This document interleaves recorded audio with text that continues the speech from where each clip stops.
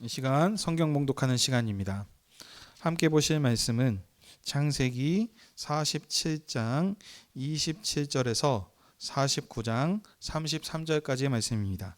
창세기 47장 27절에서 49장 33절까지의 말씀입니다. 우리 함께 교독하시고 마지막 절 합독하실 본문은 49장 1절 2절 그리고 29절에서 33절의 말씀입니다. 먼저 49장 1절 2절 한 절씩 교독하겠습니다.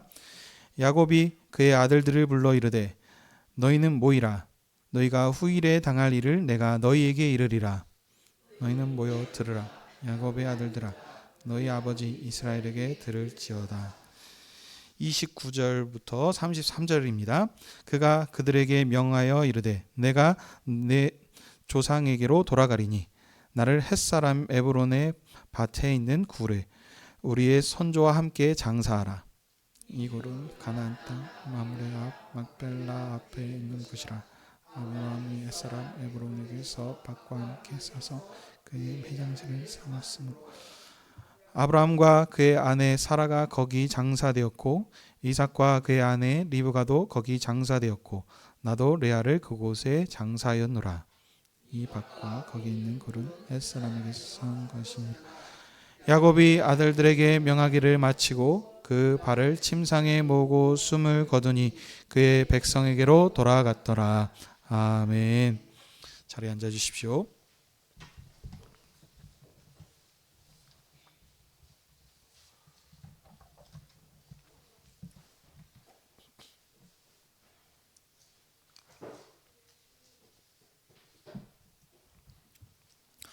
기도하겠습니다. 하나님 아버지, 오늘도 주님의 교회를 아버지 앞으로 부르셔서 주님의 말씀을 듣게 하시니 감사드립니다. 이제 아버지의 영광과 주님의 교회를 위해 말씀을 전한 자에게 진리의 말씀을 풍성히 허락하여 주시고 그의 입술을 주장하여 주시옵소서.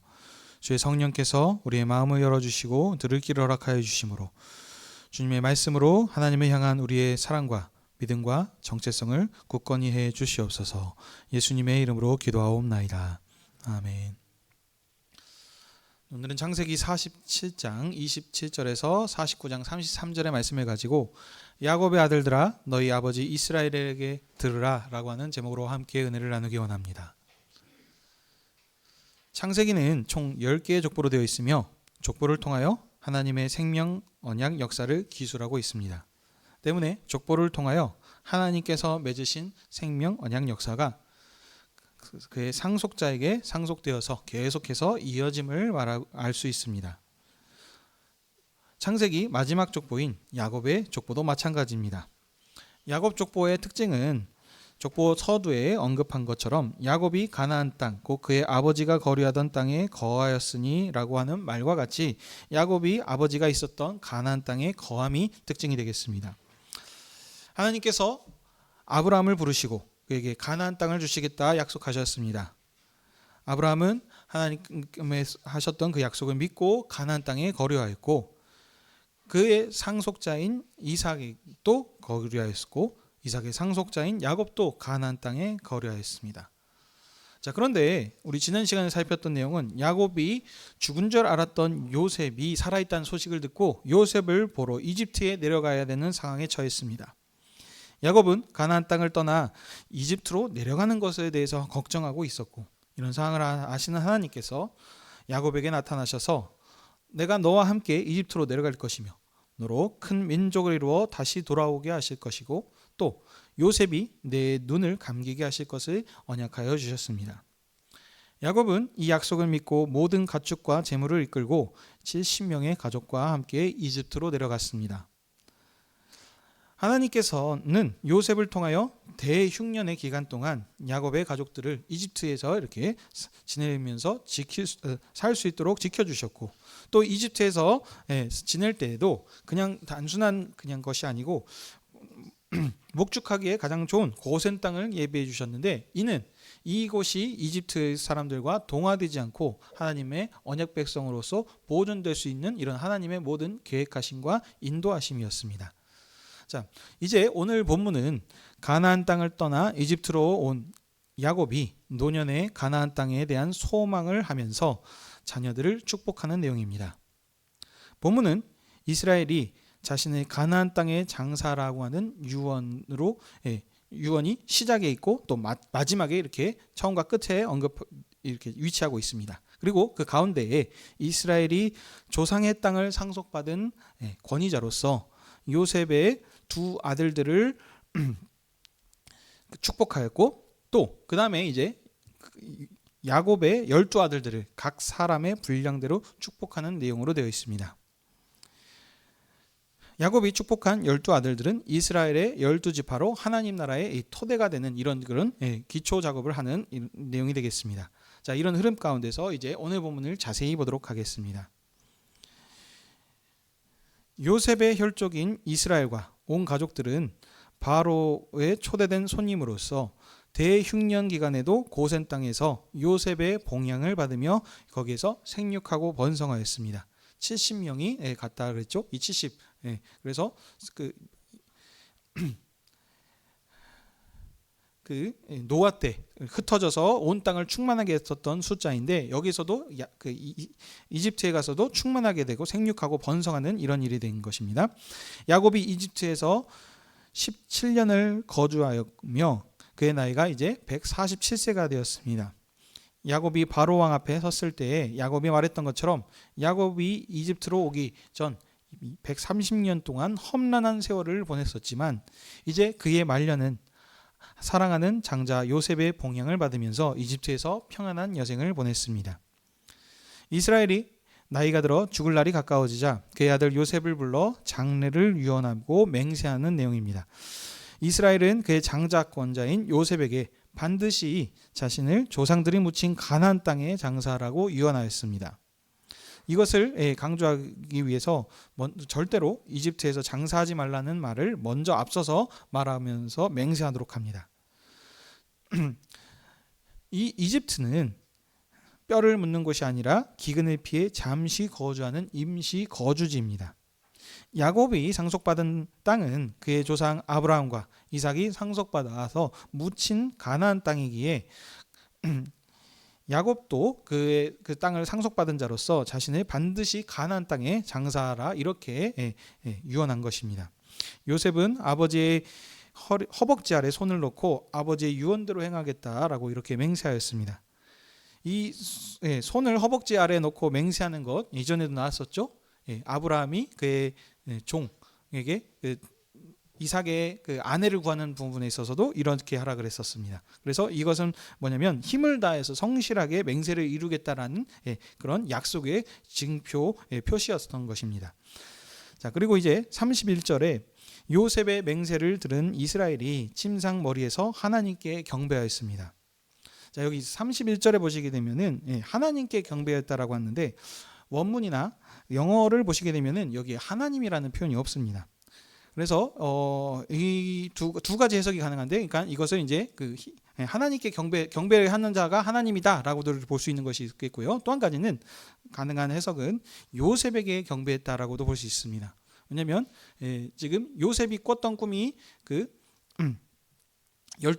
12 볏짐이 경배하는 거고 해, 달, 별들이 이렇게 절하는 것이었기 때문에 아마 여기에서 마지막에 이스라엘이 요셉에게 이렇게 절하고 경배하는 모습으로도 이렇게 가능한 해석으로 또 보입니다. 두 가지 다 가능합니다. 자, 이제 48장입니다. 야곱의 장례 유언 후에 요셉은 어느 날 아버지가 병들었다는 소식을 들었습니다. 요셉은 자신의 두 아들을 데리고 그래서 이제 아버지에게 이릅니다. 요셉이 왔다는 소식을 듣고 이스라엘은 힘을 내어서 침상에 앉아 요셉에게 말합니다. 말한 내용은 이전 가나안 땅 루스에서 하나님께서 그에게 주신 복에 대해서 말합니다. 자, 여기 이 루스라고 하는 곳은 야곱이 예전에 그의 형 에서의 칼을 피하여서 바단 아람으로 피할 때에 노숙한 곳입니다.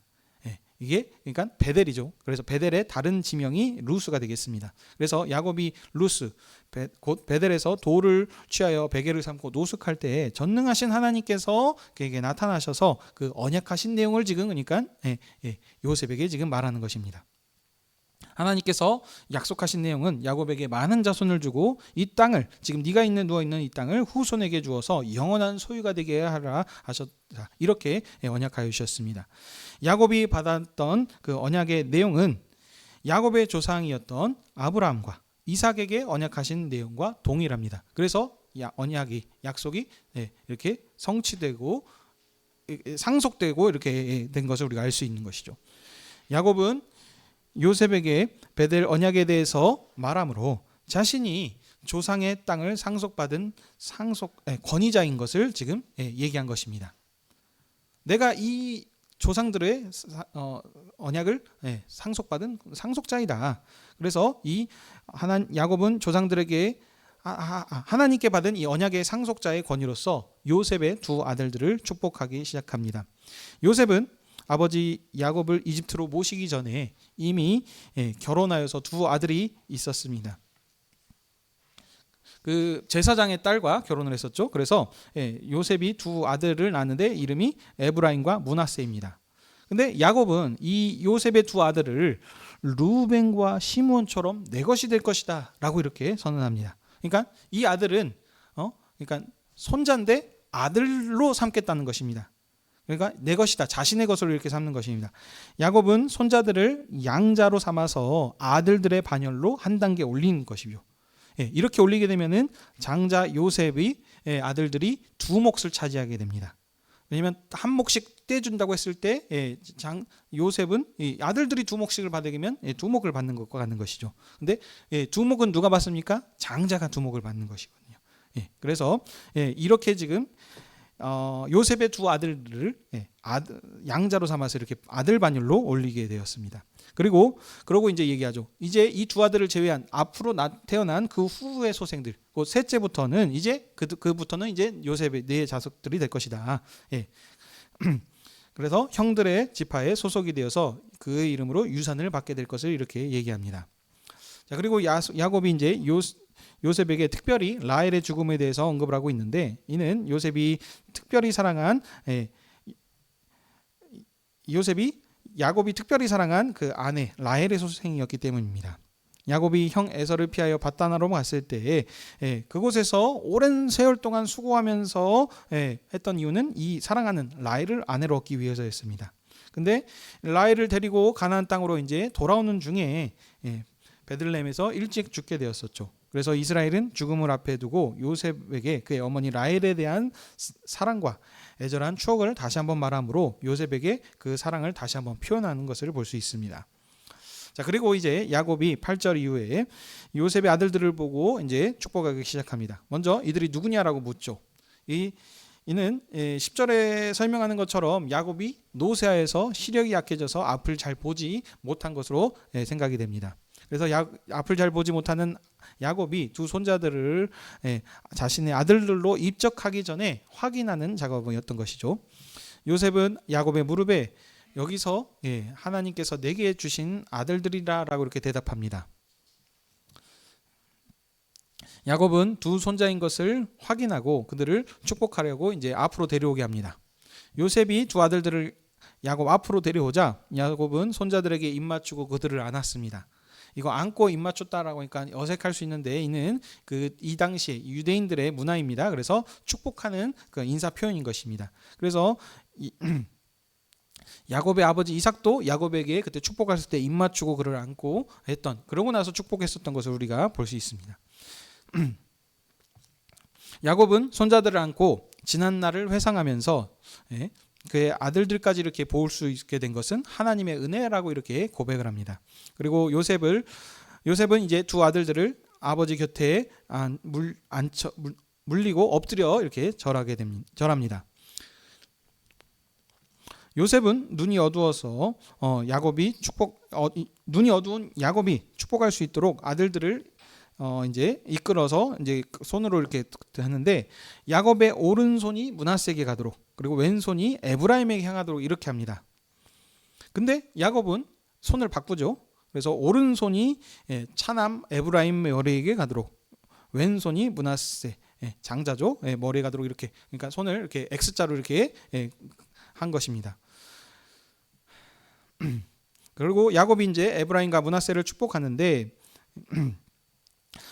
야곱은 자신의 조부와 아버지와 이어서 자신과 함께 하신 하나님, 한마디로 아브라함과 이삭과 야곱의 하나님께서 또 자신의 모든 환난 중에서 건지신 것처럼 이 아이들과도 함께 하셔서 아브라함과 이삭과 야곱의 자손으로 번성하게 해달라라고 이렇게 복을 빌었습니다. 요셉은 그의 아버지가 오른손을 에브라임의 손에 얹은 것을 보고 또 아버지의 오른손을 므낫세로 이렇게 옮기고자 이렇게 하면서 이제 말을 하죠. 그러니까는 야곱이 대답하죠. 나도 안다 이렇게 하면서 그 손 옮기는 것을 이렇게 허락하지 않았습니다. 그러니까 이것은 실수로 그가 이렇게 한 것이 아니고 야곱이 의도적으로 이렇게 한 것을 알 수 있습니다.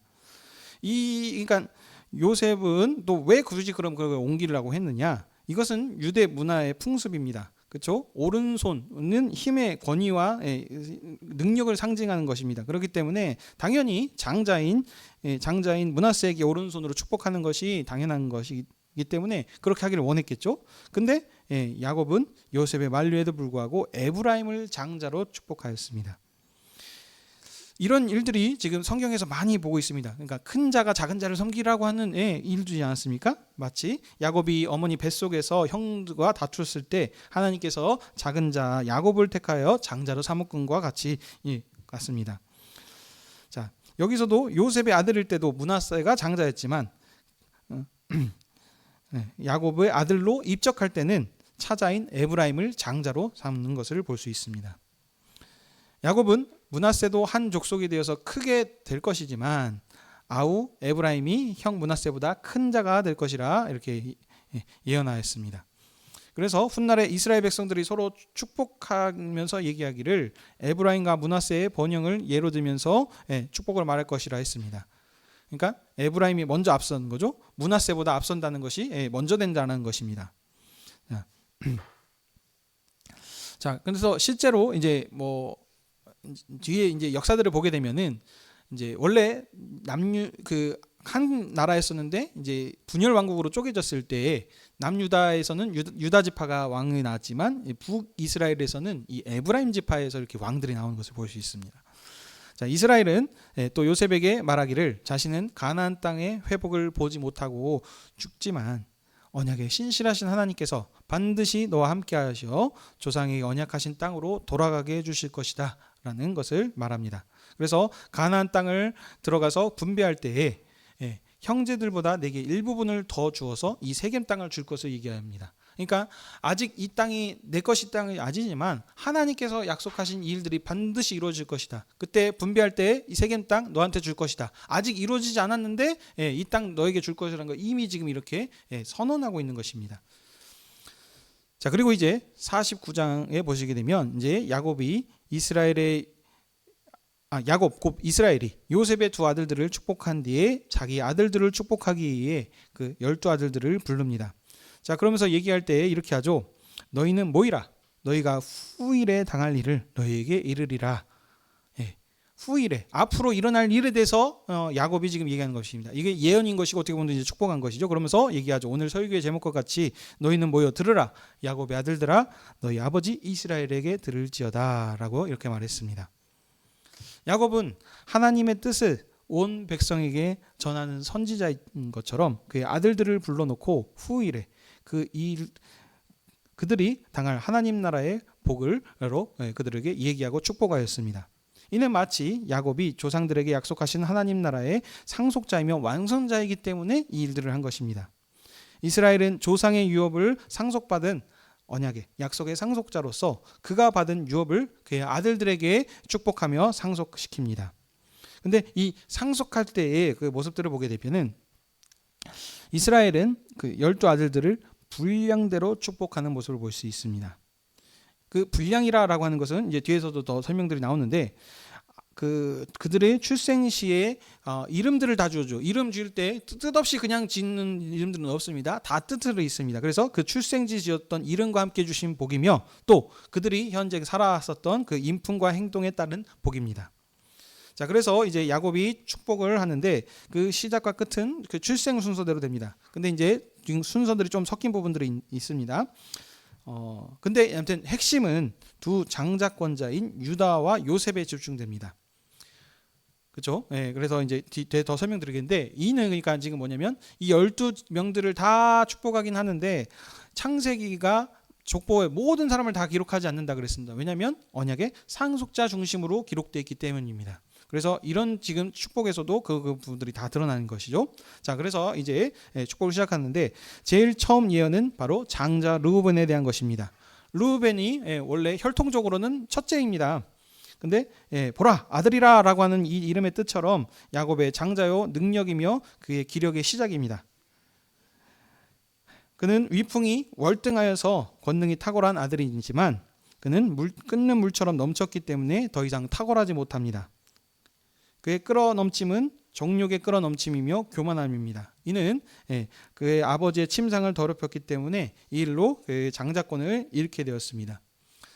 자, 그다음 이제 시므온과 레위 두 형제에 대해서 얘기했는데 그들은 칼의 폭력의 도구였습니다. 시므온은 들으심이라는 뜻, 레위는 연합함이라고 하는 뜻이 있었지만 그들은 이 혈기 때문에 그들이 받았던 그 이름의 복을 잃어버렸습니다. 그게 무엇이었냐면 그 세겜에서 여동생 디나 일로 인해서 그 할례 받으라고 하는 이 일로 인해서 세겜 사람들을 멸한 그 일인 것입니다. 그래서 근데 이 할례라고 하는 것이 단순하게 그냥 하는 것이 아니고 하나님께서 아브라함 자손을 자기 백성으로 삼는 언약의 표인데 이렇게 중요한 것을 그 원수를 갚는 데 사용했기 때문에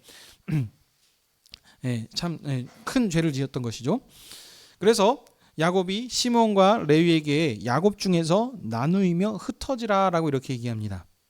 자, 그래서 이제 이 했던 내용들을 보게 되면 훗날의 시므온 자손은 광야에서 계수할 때에 다른 지파의 반도 못 되는 22,000명에 불과합니다. 또 모세가 가나안 땅을 두고 축복했을 때 시므온 지파는 아예 언급조차도 되지 않습니다.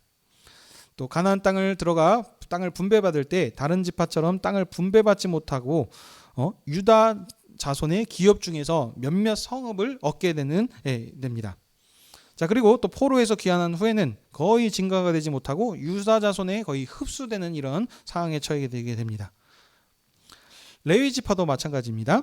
역시 독자적으로 땅을 받지 못했죠. 그 형제들의 지파를 도움을 받는 신세로 각 지파의 성읍에서 흩어져 살고 있었습니다. 근데 이 레위 지파는 나중에 어떻게 되냐면 후에 그 금송아지 사건이 일어났을 때 그 금송아지를 섬긴 형제들을 칼로 죽이는 일에 앞장섬으로 인해서 그 하나님의 거룩함을 지키는 거룩한 직무, 그러니까 그 제사의 일을 감당하는 그 레위 지파라서 일들을 하나님의 집을 봉사하는 일로 이렇게 바뀌게 됩니다. 자, 그다음 이제 유다를 살펴보시면 유다는 찬양이라고 하는 이름을 가지고 있습니다. 그래서 그 뜻과 같이 형제들로부터 찬송을 받을 자라라고 하는 시작으로 노래를 합니다. 유다는 형제들이 요셉을 해하려고 할 때나 자신을 베냐민의 담보물로 제공한 것이나 또 총리 요셉 앞에서 진실하고 의젓한 변호한 사건을 통해서 형제들의 찬송을 받을 만한 일들이 있었습니다. 그래서 유다는 이스라엘이 내 아들아 이렇게 불러 축복하는 이스라엘의 진정한 아들입니다.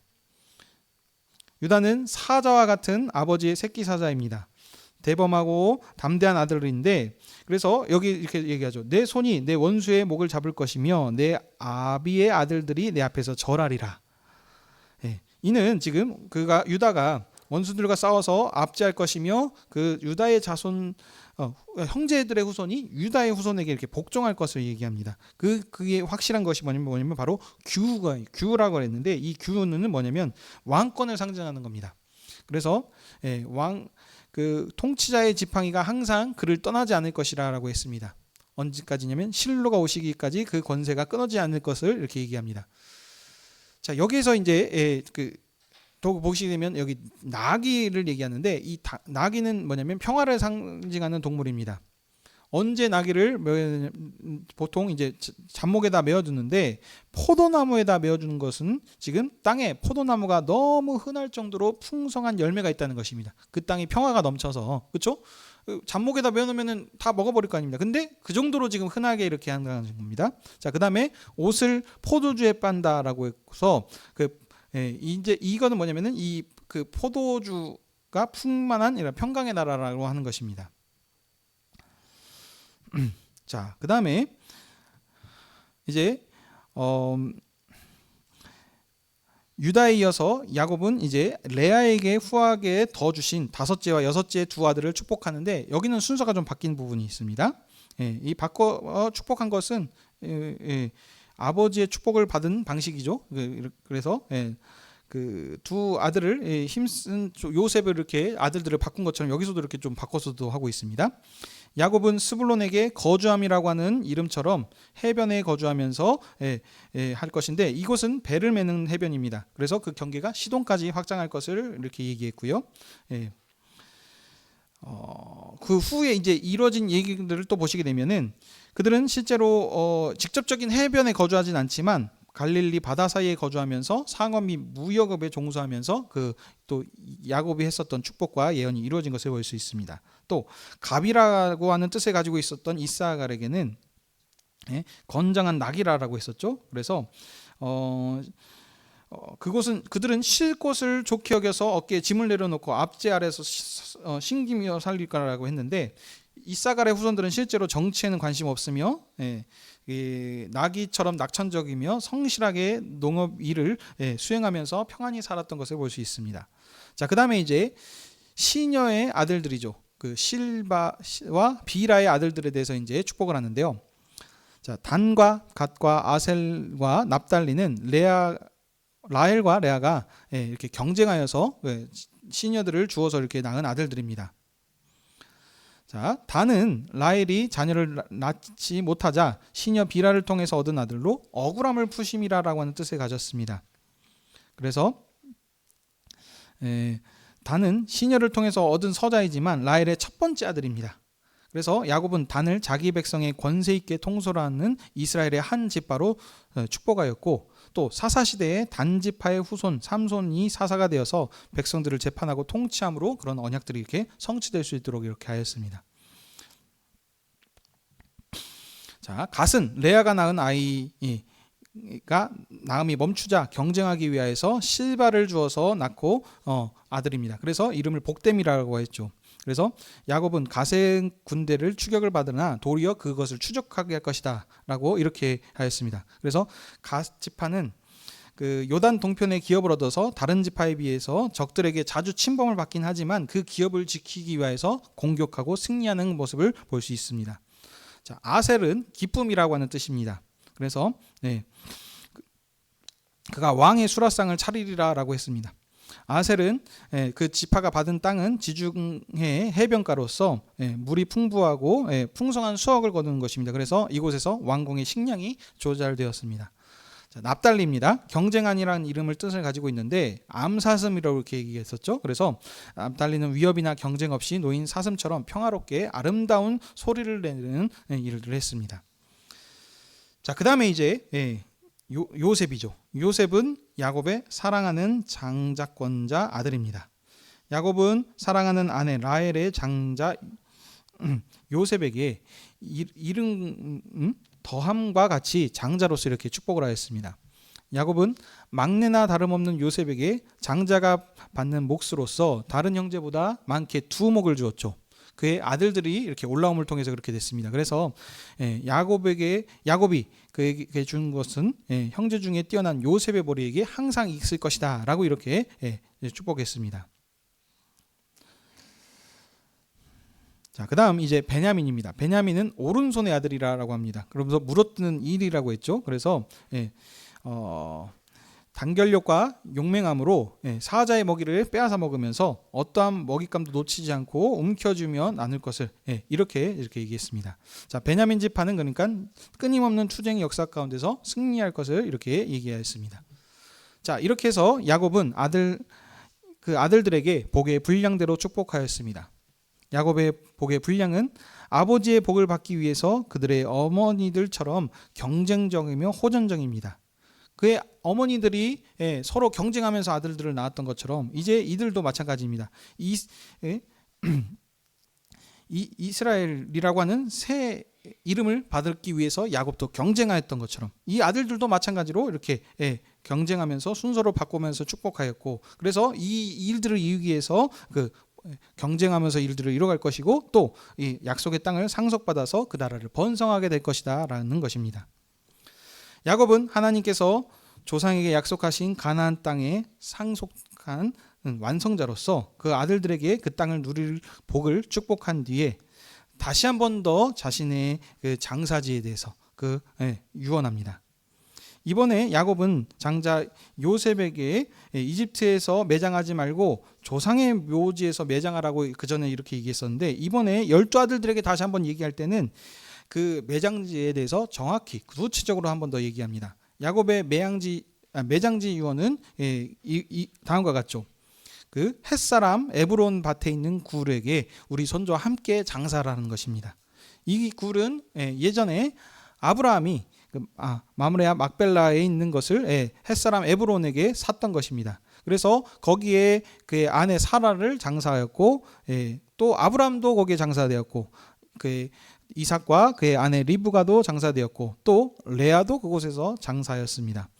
자, 그래서 이와 같이 이 야곱은 자신이 묻힐 매장지는 이 조상 아브라함에게 샀던 이것에 여기에 나를 묻히라라고 이렇게 얘기하였습니다. 야곱은 아들들에게 매장지 유언을 마치고 발을 침상에 모으고 숨을 고도 그의 백성에게로 돌아갔습니다. 이 백성이라고 하는 것은 그의 열조라고도 할 수 있겠습니다. 그래서 하나님께서 그 브엘세바에서 야곱에게 이집트로 내려가게 되면은 장자 요셉의 품에서 복되고 평안하게 말년을 보내게 될 것이다라고 예언하신 것처럼 편안한 모습으로 조상들에게로 돌아갔습니다. 자, 긴 내용들을 함께 살폈습니다. 오늘 이 내용을 통해서 그러면 오늘 우리 무엇을 말씀하시고자 하는 것이겠습니까? 야곱이 조상의 유업을 상속받은 약속의 상속자들로서 그가 받은 유업을 아들들에게 상속하며 축복합니다. 그리고 마지막 유업으로 자신이 묻힐 장사지를 자세히 언급하면서 조상에게로 돌아갔습니다. 이 두 사건이 지금 마지막 야곱이 가는 이스라엘이죠. 이스라엘이 지금 가는 일에 했었던 일입니다. 이 두 가지 사건이 어떤 의미가 있냐면, 먼저 그가 축복을 하면서 했었는데, 이 축복했을 때 요셉의 아들들을 지금 자기 아들로 삼았습니다. 자기 것으로. 그래서 장자로서 인정한 것입니다. 실제적인 장자로서 두 몫을 준 것입니다. 다른 형제들에게는 한 몫씩만 주지만 너는 지금 이 큰 일을 하지 않았냐. 내가 너를 그 색동옷을 입히면서 이렇게 너를 이렇게 선택하여서 했던 것처럼 이제 네가 실제로 두 몫을 받을 수 있도록 이렇게 야곱이 조치를 취한 것입니다. 또 그 다음에 그 아들들을 이렇게 각 분량대로 이렇게 축복을 했는데, 이 축복한 내용이 단순한 축복이 아닙니다. 여러분 자세히 보시게 되면은 처음에 루벤, 시므온, 레위를 보시면 이게 축복하는 내용입니까? 아니죠. 어떻게 보면은 저주하는 내용입니다. 그렇죠. 그러니까 이게 축복과는 거리가 멀어요. 근데 그러면 왜 축복이라고 하는 거냐면, 지금 이 세 사람들은 지금 했었던 일들을 행적들을 보면은 이들은 죽어도 마땅한 자들입니다. 한마디로 죽게 되면은 이 지금 족보 아래 들어올 수 없는 자들입니다. 근데도 불구하고 지금 이 족보 안에 들어왔다는 것 자체가 이것이 지금 복인 것이고 축복인 것입니다. 그럼 왜 그러면 이들이 이렇게 들어오게 됐냐면, 야곱이 했던 이 축복들이, 이 12아들들이 이스라엘의 토대가 놓는 기초를 놓는 이 12지파가 되기 때문입니다. 이 12아들 중에서 한 명이라도 죽어 없어져 버리면은 하나님 나라의 기초가 흔들리는 것입니다. 그래서 이 3제째에 야곱이 12아들들에게 축복함을 통해서 하나님 나라의 그 기초가 단단하게 완성되는 일을 지금 야곱이 언약의 상속자로서 이 일들을 지금 이렇게 그 권위를 가지고 이렇게 아들들을 축복한 것입니다. 자, 그다음 지금 이 축복하는 일 가운데 처음과 시작에 지금 무엇인 일이 있었냐면, 지금 자신의 유언입니다. 매장할 곳에 대해서 지금 얘기하는데, 지금 야곱이 계속해서 신신당부하죠. 나를 이집트에서 묻지 말고 어디? 가나안 땅으로 가서 나를 거기에서 매장하여라. 그리고 끝에서는 그 매장할 장소까지 다시 한 번 더 얘기하면서 강조합니다. 야곱이 지금 이것을 계속 강조하고 있는 것은 다른 게 아닙니다. 지금 지난 시간에도 제가 말씀드렸다시피 현재 이 상황 속에서 지금 가장 강대국은 어디입니까? 이집트입니다. 이집트가 미국과 같은 위치예요. 그래서 엄청난 문화가 발달돼 있고 모든 것이 지금 찬란한 그 문명을 일으키고 있는 이곳일 텐데, 그러면 어디에서 묻히는 것이 더 좋겠습니까? 현실적으로는 이집트가 훨씬 낫죠. 근데 지금 야곱은 계속해서 얘기하죠. 내가 묻힐 곳은 이집트가 아니다. 이것은 내가 잠시 우거하는 것이고 내가 묻힐 곳은 어디냐? 가나안 땅이라고 했습니다. 그래서 야곱의 족보 시작했을 때 얘기했었던 가나안 땅에 거류했던 것을 지금 계속 강조합니다. 왜냐하면 이는 아브라함과 이삭에게 하나님께서 하셨던 그 약속의 상속자로서 그 땅을 이어받을 자이기 때문입니다. 그래서 이 하나님께서 가나안 땅으로 가는 것도 하나님의 계획하심이었습니다. 그렇지만 그것은 잠시 거주하는 것이고 내가 상속받고 한 것은 바로 가나안 땅인 것을 지금 분명하게 그의 정착성을 붙잡고 그 아들들에게 지금 부탁하고 있는 것입니다. 한마디로 야곱이 이 이집트의 찬란한 문명 가운데서 거기에서 편안하게 살고 있었지만 그가 지금 바라고 소망하고 원하는 것은 뭐였냐면 그 하나님께서 약속하신 이 가나안 땅을 지금 계속해서 열망하고 있다는 것입니다. 이 일을 그러면 오늘 이 말씀을 지금 누구에게 주셨습니까? 출애굽한 이스라엘 백성들에게 이 말씀을 들었을 것입니다. 지금 출애굽하여서 하나님과 언약 백성이 된 이스라엘들이 들었을 때 우리가 왜 지금 이집트에서 살았는지에 대해서 그것을 알게 됐을 것이고 왜 12지파를 이루게 하셨는지 지금 그들의 뿌리에 대해서 알 수 있습니다. 그러면 그 뿌리에 대해서 했을 때 내가 이러이러한 복을 받았구나. 내가 하나님의 언약의 백성으로서 이러이러한 복을 받았구나. 저주가 아니라 그랬습니다. 저주가 아니고 이러이러한 죄에도 불구하고 이런 불순종에도 불구하고 하나님께서 은혜를 베풀어 주셔서 흔들리지 않는 그 굳건한 기초와 토대를 놓게 하셨구나라는 것이 지금 그들의 정체성을 지금 알 수 있는 것입니다. 그러면 그들에게 지금 이 정체성을 놓게 하신 이유가 뭡니까? 바로 이제 약속의 땅인 그 가나안 땅, 지금 그의 조상이었던 야곱이 지금 바라고 소망하면서 묻히기를 원했던 그 땅을 이제 우리가 찾아야 되겠구나라는 그런 지금 사명을 그들이 받게 되는 것입니다. 야곱이 장자권을 위해서 투쟁했듯이 이스라엘 백성들도 야곱이 했던 축복대로 이제 경쟁하여서 그 가나안 땅을 차지해야 되고 쟁취해야 될 지금 사명이 있는 것입니다. 그래서 야곱의 12아들들은 그 가나안 땅을 실제로 유업을 받아서 12지파 야곱이 축복했던 대로 그래서 그것을 분배받고 이스라엘의 기초를 놓게 되었습니다. 그래서 하나님께서는 이스라엘을 아브라함의 복을 완성하는 완성자로서 그렇게 하나님께서 그를 언약을 이렇게 성취될 수 있도록 이렇게 하신 것입니다. 자, 그리고 여기에 이 축복했을 때 두 사람이 강조가 됐다 그랬습니다. 바로 유다와 요셉입니다. 그래서 왕을 낳을 것이다 라고 했던 야곱의 복과 같이 유다 지파에서 다윗 왕을 출생할 수 있도록 이렇게 하나님께서 모든 대적들을 진멸하시고 열국이 복종하는 나라를 세우시는 일들도 하나님께서 이루게 하셨죠. 여기에서 그러니까 다윗이 또 특별히 강조되는 것은 지금 모든 것이 언약의 상속자 하나님께서 지금 이루시고자 하는 그 다윗 왕을 통해서 오시는 예수 그리스도에 초점을 맞춰서 이것들이 지금 기록되고 있다는 것입니다. 자, 그렇다면 오늘 이 말씀을 우리에게 적용해야 되겠습니다. 2025년을 살고 있는 우리에게 적용하자면 어떻겠습니까? 언약의 신실하신 하나님께서 이제 세상 끝날에 신약의 선지자의 약속을 따라 아브라함과 다윗의 후손으로 그의 아들이신 예수 그리스도를 보내셨습니다. 이 예수 그리스도이신 께서는 아브라함과 다윗의 언약의 완성자로 이 땅에 오셨습니다. 이 아들이신 예수 그리스도께서는 이제 큰 민족을 이뤘고 가나안 땅을 주셨는데 그 이루어지지 않는 다음 약속 있죠. 천하 만민의 복주는 그 일을 하시기 위해서 하나님께서 이 일을 진행하신 것입니다. 그래서 예수 그리스도가 이 땅에 왕으로 오심을 통해서 아브라함 땅에 온 인류가 모든 민족이 아브라함의 복에 참여할 수 있는 이러한 새로운 구원의 길을 하나님께서 여신 것입니다. 이 예수 그리스도께서 오셔서 자신을 증거하시죠. 언약을 완성하실 분으로. 그러나 그들 세상은 이들을 이 왕 되심을 거절하였습니다. 그러나 아버지께 죽기까지 순종하심을 통해서 십자가에서 다시 살리심을 통해서 하늘 보좌에 오르셔서 천하 만민을 이렇게 복 주시는 그런 하나님 나라의 하나님의 구원 계획을 아들이 완성하셨습니다. 이 모든 것을 상속받으신 아들이 어떤 일을 하셨냐? 이제 하나님 나라를, 새로운 하나님 나라를 설립하시는데, 이 새로운 나라를 예전 것을 이제 가져오지만 똑같이 반복하지 않습니다. 이전에는 이스라엘의 혈육으로 난 12아들들을 통해서 기존 이스라엘의 토대를 놓았지만, 이제 예수 그리스도께서 새롭게 시작하신 그 새로운 하나님 나라는 12사도들을 통해서 설립하셨습니다. 야곱이 아브라함의 언약의 상속자의 권위로서 그 12아들들을 축복했었지만, 예수 그리스도께서는 하늘 유업을 상속한 권세자로서 12사도에게 아들의 영을 부어주셨습니다. 이 아들의 영을 받았던 이 사도께서는 그리스도에 대해서 증언하실 때 권세를 가지고 귀신을 쫓아내고 가시면서 그런 권위 있는 권세자들로서 새로운 하나님 나라를 전파하시고 그것을 설립하시는 일들을 하였습니다. 하나님께서 예수 그리스도께서 이렇게 하심을 통해서 이제 하나님 나라의 새로운 하나님 나라 교회가 이게 설립된 것입니다. 이 그들의 복음 전파를 통해서 우리가 외지연이었습니다. 언약에 상관이 없는 이방인들이었습니다. 근데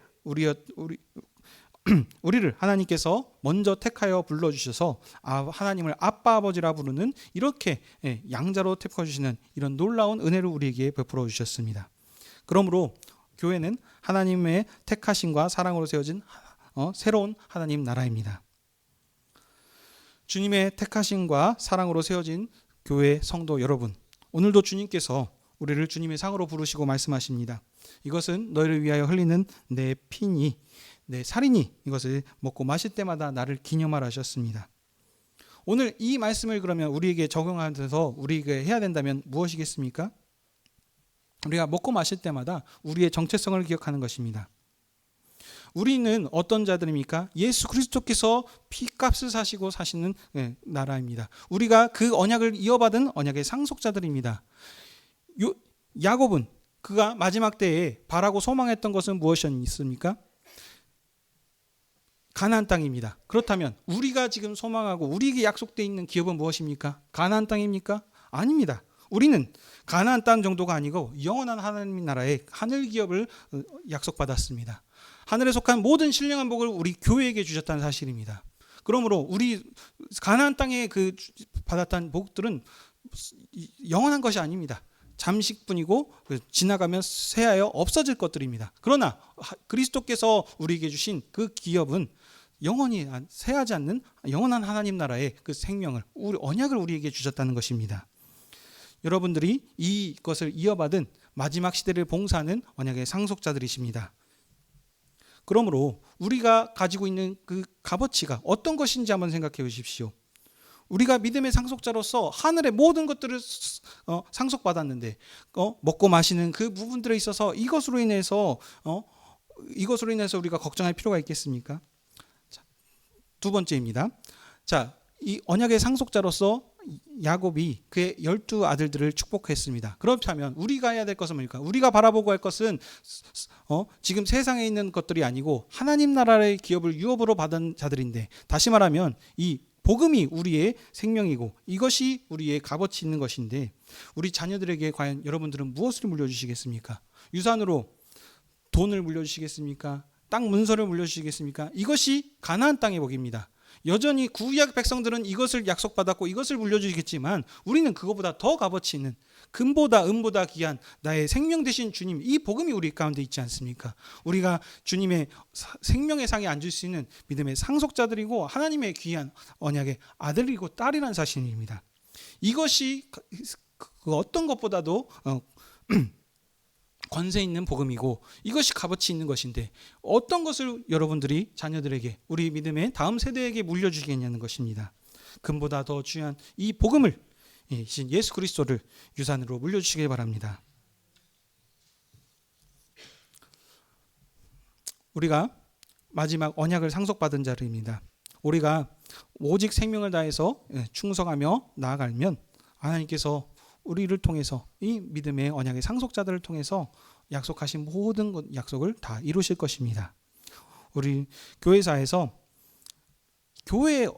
언약 역사에서 교회를 말고 다른 어떤 언약의 일들이 없습니다. 우리가 마지막 시대를 봉사하는 하나님 나라의 최후의 보리들입니다. 그러므로 이 교회가 끝까지 반드시 승리하실 것입니다. 그러나 어떤 자들에게 하나님 앞에 언약의 신실함으로 통해서 그것을 믿고 나아가는 자들을 통해서 하나님께서 그 약속을 분명히 이루실 것입니다. 그러므로 우리가 모든 나라 왕들이, 세상 모든 사람들이 이 주님을 알고 영접할 수 있도록 이 온 세상에 주님의 왕되심을 증거하며 나가는 저와 여러분이 되시길 주님의 이름으로 축복합니다. 아멘. 기도하겠습니다. 하나님 아버지, 오늘도 교회를 주님의 상으로 부르셔서 주님의 음성을 듣게 하시고 우리의 믿음과 사명을 일깨우시니 감사드립니다. 언약의 상속자인 야곱이 상속자의 권위로서 그 12 아들들을 축복하며 하였습니다. 우리도 이와 같이 교회로서 마지막 시대를 봉사하는 언약의 상속자로서 우리의 정체성을 확실히 붙잡고 이 금보다 은보다 귀한 이 그리스도를 우리 자녀들에게 증거하고 전수할 수 있도록 주여 인도하여 주시옵소서. 우린 교회는 마지막 시대를 봉사하는 자들로서 가나안 땅에 썩어질 것을 소망하고 그것을 바라보면서 가는 것이 아니고 죽음을 이긴 생명이 우리 가운데 있다는 사실을 기억하게 하셔서 무엇을 먹을까 입을까 두려워하지 않게 하시고 오직 주님만 바라보며 하늘의 유업을 소망하며 주님 다시 오실 그날을 바라보며 끝까지 마지막 사명들을 잘 감당해 나갈 수 있는 저희들 되게 허락하여 주시옵소서. 우리의 증거를 통해 주님 홀로 영광받아 주시옵소서. 감사하며 이 모든 것 우리 주 예수 그리스도의 이름으로 기도하옵나이다.